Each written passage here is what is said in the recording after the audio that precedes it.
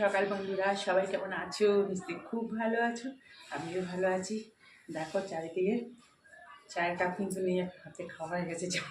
এই যে আসলাম, খুব একটা ভালো রোদ ওঠেনি। দেখো বারান্দায় কালকে বেলায় যেগুলো কাঁচা হয়েছে সব বারান্দায় দেওয়া আছে, তাই দেখছি খুব একটা ভালো রোদ ওঠেনি। আমাদের বারান্দায় মতো বেরিয়ে গেল। এখন সব কাজকর্ম আরও শুরু করতে হবে। সকাল থেকে তো চলছে। এত ঠান্ডা লাগছে আজকে, কি বলবো, মানে কাজ করতে ইচ্ছে করছে না। আর সকাল থেকে পড়ে যাচ্ছে, আর ভালো লাগছে না। ভাবলাম একটু বারান্দা একটু 5 মিনিট 10 মিনিট দাঁড়াবো, কিন্তু রোদের কোনো তেজই নেই। রোদই ওঠেনি আজকে ভালো। এই দরজাটা খুলেছি, একটু বন্ধ করে দেবো, ওদিকে হাওয়া ঢুকছে। চলো তাহলে সঙ্গে থাকো, দেখতে থাকো, আশা করি ভালোই লাগবে। কাজ না করতে ইচ্ছে করলেও কাজ তো করতেই হবে বলো বন্ধুরা। এই যে সত্যি আজকে একদম ভালো লাগছে না, কেন বলো তো? শীতকালের মতো থাকতে হবে, একটু রোদ কর্মে এসে উঠবে সকাল থেকে, কত ভালো লাগে।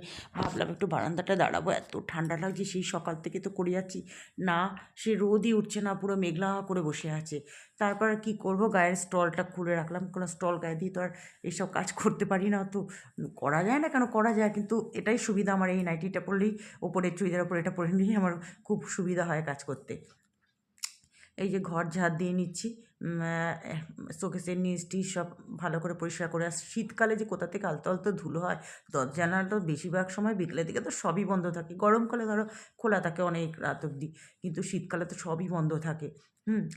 আজকে তো এখনও কিছুই খুলতে পারিনি, যে লাইট জ্বালিয়ে জ্বালিয়ে এক একটা ঘরে লাইট জ্বালিয়ে জ্বালিয়ে কাজ করছি। কিছু তো করার নেই, এইভাবেই করতে হচ্ছে। দেখো সকাল সকাল টিফিন, যা ওয়েদার, এখনো খুলতেই পারছি না, মেঘলা আকাশ পুরো কুয়াশার মতো। আর এই যে টিফিন আজকে দেখো, গরম গরম দুটো বেগুনি ভেজে নিলাম। দুটো না, অনেকগুলোই ভাজা হয়েছে, মেয়ে খেয়েছে, আমি খাচ্ছি এখন, আর দুটো রয়ে গেল। ভাতের সঙ্গে আবার গরম করে নিতে হবে তখন মাইক্রোওভেনে। এখন একটু আচারের তেল নিলাম, একটু মুড়ি, মানে সন্ধ্যের টিফিন এখন খাচ্ছি, কারণ আমার আর অন্য কিছু টিফিন করতে এখন ভালোই লাগছে না। চলো খেয়ে নিই। তারপরে দেখো টিফিন খেয়ে চলে আসলাম কিচেনে। এই যে তোমাদের দাদাভাইয়ের সকালবেলা রান্না করার পর না একবার এই জায়গাটা আমি পুরো ভালো করে মুছে রাখি, জানো তো। মানে বেশিরভাগ দিনই তাই করি। আর এই যে ফলুই মাছ দেখো, জ্যান্ত এই যে ফলুই মাছ এনেছিল, আমি এর জন্য কাতলা মাছ 2 পিস দিয়ে দিলাম। মাছ বড়ি সব ভেজে নিলাম। ফলুই মাছ খুব কাটা হয়, আর ভীষণ পাতলা টাইপের মাছগুলো, কিন্তু ঝোলটা না খেতে দারুণ হয়। ওই যখন ওই এই মানে হয় না, বাচ্চাদের এই হাম পক্স এগুলো হয়, সবারই পক্স তো বড়োদেরও হয়। ওই তখন যেদিন এগুলো স্নান টান করানো হয় নিপাতে, সেদিন এই মাছটা খুব দরকার হয়। সেদিনকে পাওয়া যায় না, মেয়ের তো হয়েছিল তো তখন পাওয়া যায়নি। তারপর যাই হোক, এই যে দেখলে তো, জিরের সম্বাদ দিলাম, সাদা জিরে ফোড়ন দিয়ে, আলু, নতুন আলু দিয়ে, এখন তো নতুন আলুটাই বেশি খাচ্ছি। পুরোনো আলুও আনা হচ্ছে, সকালবেলার দিকে অফিসের রান্নাটা পুরোনো আলু দিয়ে করছি, কারণ নতুন আলুটা একটু সেদ্ধ হতে টাইম লাগে তো। আর নতুন আলু না গরম গরম খুব ভালো লাগে, একটু ঠান্ডা গেলে, একটু শক্ত হলে আবার একটু গরম করে নিলেই ঠিক হয়ে যায়। যাই হোক, ওই আদা বাটা জিরে বাটা দিয়ে ঝোলটা করলাম, আর বড়িটা পরে দিয়ে দেবো। এদিকে দেখো একটু শিম পাতুরি করবো।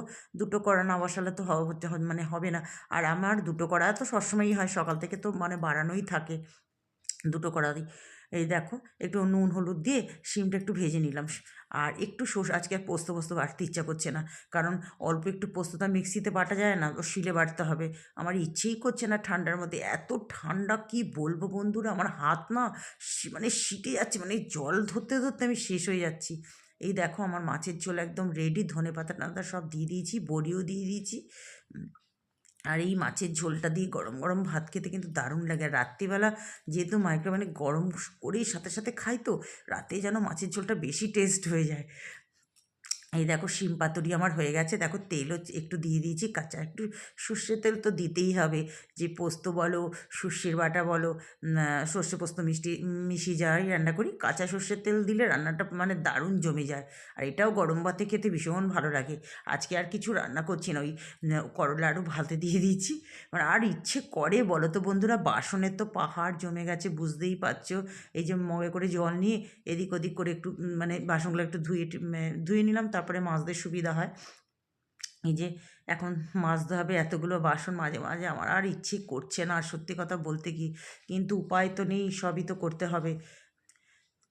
চলো বন্ধুরা, এতক্ষণ ধরে যে সমস্ত আমার বন্ধুরা এত ধৈর্য সহকারে আমার ভিডিওটা দেখলে তাদেরকে অনেক অনেক ভালোবাসা জানাই।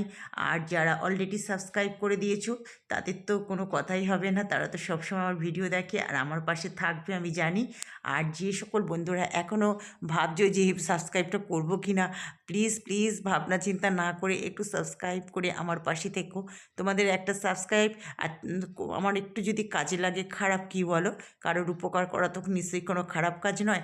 আর যারা ভিডিও দেখছো প্লিজ তোমরা একটু লাইক দিয়ে ভিডিওটা দেখো, আমি কিন্তু সবার ভিডিও লাইক দিয়ে দেখি।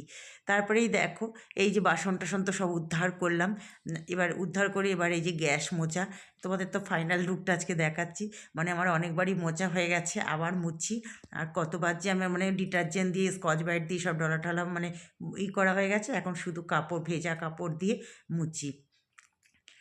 আর এবারের মেয়ের গেঞ্জিটা একটু বেশ বড়সড়, তো এবার নিয়েছি, বেশ ভারী হয়ে গেছে, কিন্তু কিছু করার নেই, দুদিন বাদেই আবার এটা একদম হয়ে যাবে, ওই জন্য আর কেটে নিলাম না, গোটাটাই নিয়ে নিয়েছি। আমার মুছতে বেশ সুবিধা হচ্ছে, একটু ওয়েট হয়ে যাচ্ছে, ওই যে ঠান্ডা তো জলটা চিপতে খুব কষ্ট হচ্ছে।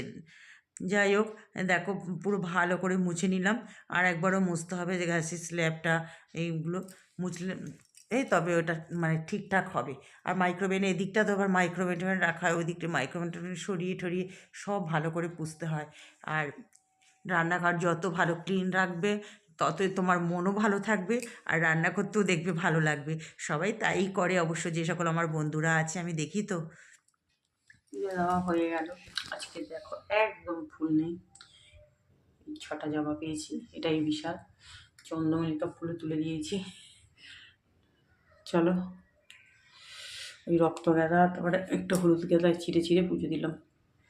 দেখো পুজো টুজো দিয়ে এই যে রোদ এখন একটু উঠেছে, বেলা 12:30 থেকে রোদ উঠলে কী রোদ থাকে, হাওয়াও মারছে তার মধ্যে। এই যে বেগুনি তখন মুড়ি দিয়ে খেলাম এই টিফিনে, আর এখন মামি দুটো নিয়ে বসেছি, সব গরম গরম। চলো খেয়ে নিই। এই দেখো বন্ধুরা 3টে বেজে গেছে, খেয়ে দিয়ে একদম সব ঠিকঠাক করে উপরে আসলাম। এই সূর্য মামা আমাদের 12:30টার পরে আজ সূর্য মামা উঠেছেন অনেক কষ্ট করে। এই যে এখন একটু রোদ আছে, কি আর রোদ থাকবে বুঝতেই পারছো, এক্ষুনি ডুবে যাবে।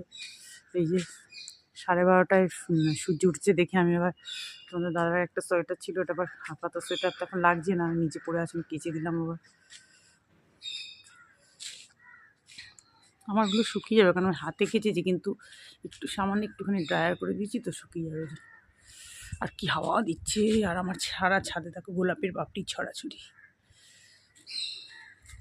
যা ফুল ফুটছে সব হাওয়া দিচ্ছে আর পড়ে যাচ্ছে। ও আরে সব দুলছে জামা কাপড়, গরমের সময় যদি একটু এই হাওয়াটা দিত কাজে লাগতো। আজকাল গাছে জল দিইনি, সারাদিন রোদ উঠেনি, সব মাটি ভেজা ভেজাই আছে। থাকে আজকে আজকে আমার একটা কাজ কমে গেছে। চলো একটু গিয়ে বসি ওই ঠাকুর ঘরের ওখানটায়, আর বাইরে বসা যাচ্ছে না, হাওয়া দিচ্ছে তো, ওই ঠাকুর ঘরের ওখানটায় রোদ আসছে, আমার চুলটাও শুকিয়ে যাবে। শুভ সন্ধ্যা বন্ধুরা, এই যে সন্ধে ঠন্ধে দিলাম, যেটা খুব কষ্টের এখন তোমাদেরকে বলি। আজকেও দুজন কমেন্টসে লিখেছে সত্যি খুব কষ্ট। যাই হোক, ওই চা করলাম, আর ওই যে মেয়ের ম্যাগি করে নিচ্ছে, ও বললো ও করবে, মেয়ে কর, ও তো এমনি বয়েল দিয়ে সন্ধ্যেবেলায় খাবে। একটু বেরোতে চাইছিলাম না, আজকে মেয়ে খা, অন্য সময় বেরোবি। আর সত্যি খালি আজকে সন্ধ্যে দিতে গিয়ে বারান্দায় গঙ্গা জলটা বলছি পাশাবাড়ি যাকে, উনি বাবারে এই ঠান্ডাটা কবে বিদে হবি রে, বিরক্তি লাগছে, এত ঠান্ডা একদম ভালো লাগছে না। জামা কাপড় দেখো সব বলে মতো দেরিতে রোদ উঠলে কি যত ড্রায়ার করে দিও, একটু একটু হালকা হালকা কয়েকটা শুকিয়েছে, কয়েকটা ভেজা, সব বারান্দা দেওয়া আছে, রাতের দিকে ঘরে নিয়ে আসতে হবে ওই দইটাকে, কারণ বারান্দা না পুরো ঠান্ডা হয়ে যাচ্ছে। সকালেও তো এখন এমন কিছু রোদ উঠছে না, আজ যেমন দেরিতে উঠলো, 12:30টার পরে রোদ উঠলো, আর কি বলবো। চলো এখন রান্না হচ্ছে, বিশাল না কলের জল খোলার আওয়াজ। চলো তাহলে আজকের ভিডিওটা এত পর্যন্তই, সবাই ভালো থেকো, সুস্থ থেকো, যে যেখান থেকে ভিডিওটা দেখছো প্লিজ একটু লাইক দিয়ে দেখা শুরু করো, আর ভালো লাগলে একটু সাবস্ক্রাইব করো। আজকেও আমার মানে দুপুরবেলায় সব বন্ধুদের ব্লগ দেখছিলাম, তারপরে নিজেটা চেক করতে দেখি 2টো সাবস্ক্রাইবার কেটে গেল। জানি না যে কেন এগুলো হচ্ছে, জানি না কেন এরকম কেটে যাচ্ছে, কি বলবো আর। চলো আসি, টাটা।